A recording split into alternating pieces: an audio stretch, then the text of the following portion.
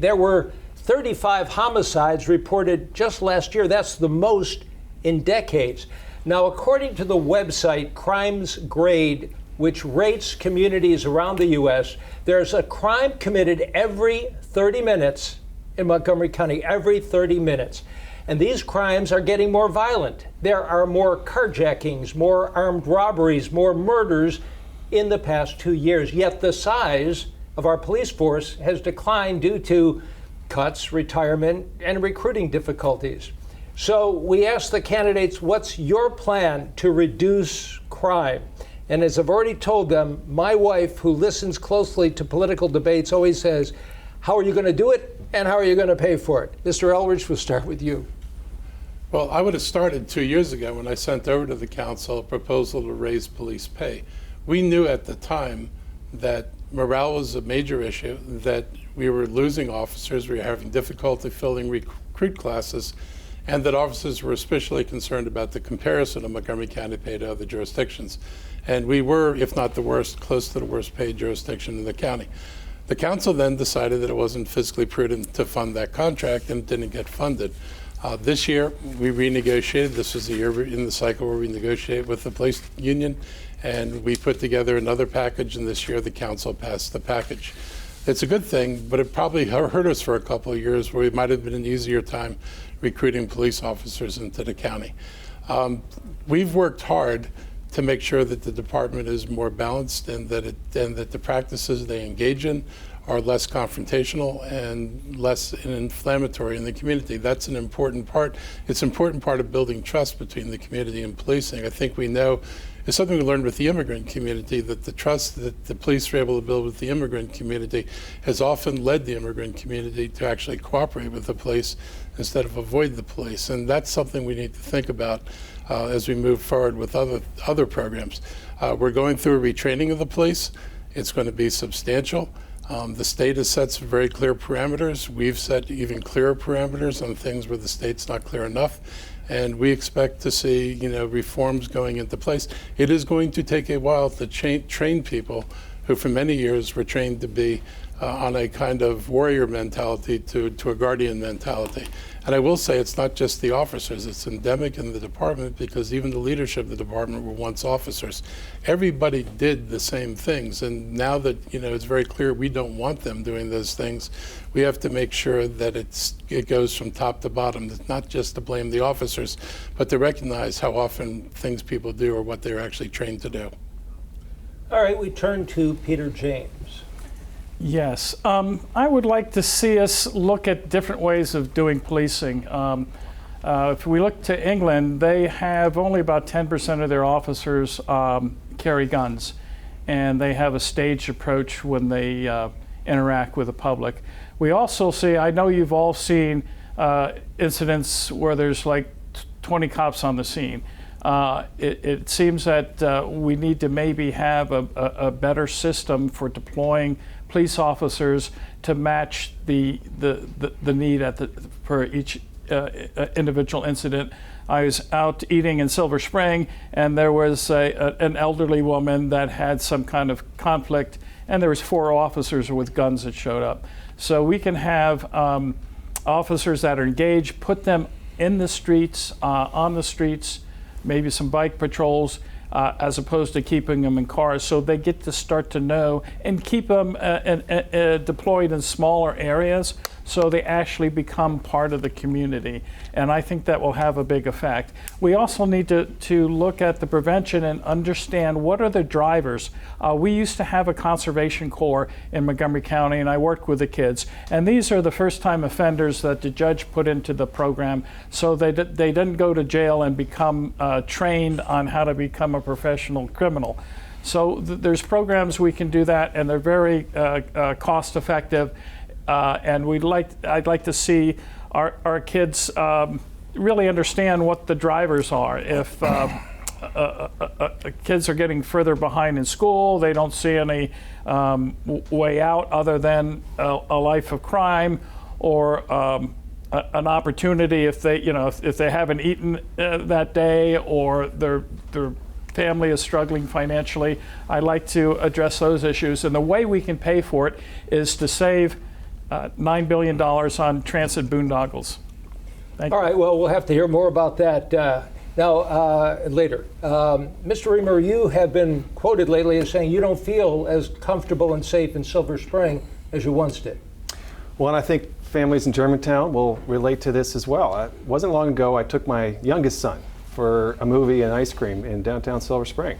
And we were sitting on Ellsworth, and it was the first time in about 15 years, it was about 9 o'clock, 9:30, that I have ever not felt safe in downtown Silver Spring. And in fact, there had been a drive-by shooting several days prior. And I felt very strongly at the time and that the executive branch was not assertive enough in managing the situation in downtown Silver Spring. So I understand that feeling safe is at the core of what makes Montgomery County a great place to live. It's what we love, is safety in schools. But I also think about this issue in more complex ways. My oldest son, he loves to go to downtown Silver Spring with his friends. And we want to know that he's safe from crime. We also want to know that just because he's a teenager wearing a hood and he's black, that he's not going to end up in a dangerous situation, someone accusing him of doing something, or perhaps even having a bad interaction with police. So I think we need safety and reform. And the answer here is in changing who we recruit. We're in a crisis with policing. The reason why people are not signing up for our police department or other police departments is because of the crisis that we've all seen in the media. And until we solve those problems, I am afraid that this is not going to improve. So being active in a reform agenda is being pro-police. We need these things to go together. We've got to recruit more young local people to be officers and more women to be police officers. We've got to change the rules by which they do their work. And we need an executive who's going to back the management of our department, because it's proven, it's a fact that great management in departments solves crime. But we also need prevention. We've got to have more youth sports. We've got to have things for kids to do in these terrible, stressful times. We need an outlet for our young people, because when they don't have it, they get into trouble. All right, let's turn to the Republican on the panel, Reardon Sullivan. Thank you for the question. Great question. I want to be clear, part of my platform is to make sure that we properly fund the police. When we don't fund the police, as some people are doing right now, we end up with more carjackings, we end up with more violent crime. The statistics show that. Right now, if you look at the budget that's actually been published, it actually shows a reduction of $3 million on police patrol and actually a loss of 53 FTEs. So anyone who's saying we want to have more police protection, and they're on the county council and county executive, but yet they're cutting the police, they are actually defunding the police. I believe that we need to make sure that the pay for the police is what it needs to be. Right now, the starting salary, I believe, is about $56,000. That equates to about $26 an hour. So we're asking people to put their lives on the line for $26,000. They can go down and work for the Capitol Police and make $72,000 starting. I think the morale of the police, part of that comes from the top. If you're working for an organization that doesn't truly appreciate you and doesn't value you, you're not going to want to be there, you're not going to want to stay, and I think that has something to do with the lag in recruitment. Also, the accountability boards. There's accountability boards that that Montgomery County has put in play. I think if you're going to have the police being judged, it needs to be judged by a member of the police union or an active police officer. We can't have the police being judged on these accountability boards and accountability councils by people who have not actually done a citizens advisory ride along or are not really familiar with policing. Thank you very much. And we conclude with David Blair, then we'll have time for rebuttal. So violent crimes are up, as you saw, across the county. The good news is we have a chief of police in Chief Marcus Jones that knows how to address this, but he needs the proper funding and he needs the support to make it happen. And so a year ago when we cut close to 30 positions from the police force, that was clearly concerning. So we need to restore those cuts, but also we need to support him and his team. And as I've been campaigning over the past year and literally trying to go to every organization and department that I can, and I meet with the police officers, they're literally looking at their shoes. they feel demoralized. And you hear things like, David, we're tired of being the political football, right? And so there's no reason or no doubt why early retirements are up and there's resignations and we're having a difficult time recruiting. So our police need to know that we're going to support all good police officers. But let's also look at the longer term problem here, right? Because we know that crime stems from a lack of opportunity for education and economic opportunities. This month, right, there'll be about 12,000 high school students in Montgomery County completing their senior year. 3,000 roughly will not be able to pass their entrance exams into the University of Maryland systems, nor have we trained them in a career, right? So basically they're going to be leaving high school and they're going to be destined to minimum wage jobs. That's unacceptable. And we can be investing in career and tech programs much earlier. So if they're not going to college, they can get out. And it's interesting, as you run for county executive, you go across the county, and on one hand, you see how employers are desperate for talent, whether that's healthcare, technology, trades, good paying jobs. But on the other hand, I'm with the nonprofit community, they're saying, David, we need good paying jobs. And I think the county executive can connect those dots and address crime from a long-term perspective. Well, we're starting to engage, we're starting to define the differences, we're starting to perhaps blame. So I've already caught the eye, or county executive caught the eye of me, and so did Mr. Riemer, Councilman Riemer. Mr. County Executive, the first response for 1 minute rebuttal. So a couple of things. I think in the community, it's hard for people to understand why regular citizens go in front of a jury, of their peers of citizens, and police should only go in front of police. I mean, that to many people creates a conflict, and I tend to agree with them. I do think that it's just wrong to assert that management is the sole solution to this. Management nowhere in the country has ever led police reform, and it did not lead it here. And the truth is that the union here is more amenable to things than their comparable union in other parts of the country. And they've done things that I really appreciate, like negotiating the duty to intervene, and also coming to me and telling me about the orders from management to do protectual stops, orders from management to enforce marijuana laws on kids unnecessarily. This is the police union saying, we don't want to be doing these things. We prefer to be doing policing, not getting involved in this level of activity in the community. So I don't blame anybody who's come through the system, but collective experience is problematic. All right.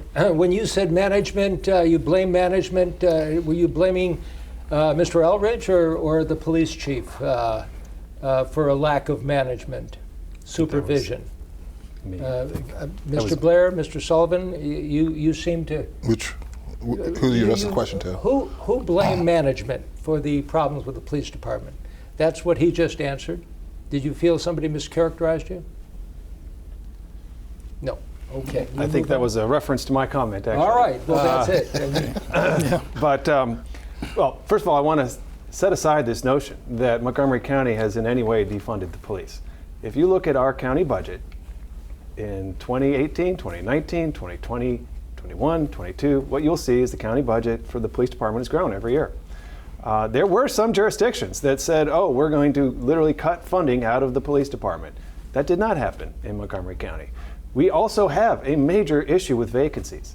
And so the police department recommended a way to reorganize the department and to better use our police staff. And that's what those positions were about. And who wouldn't want your department to figure out how to deal with a lack of recruitment and vacant positions? And that's a problem that's going to get worse. When I talk about supporting the management, I'm talking about making sure that we have incentives so that the best officers want to be managers. And the county executive has decreased the pay differential between management and the rank and file because he always supports the union. And the union is an impediment to change. And we need to tackle that. All right. Well, wait a second.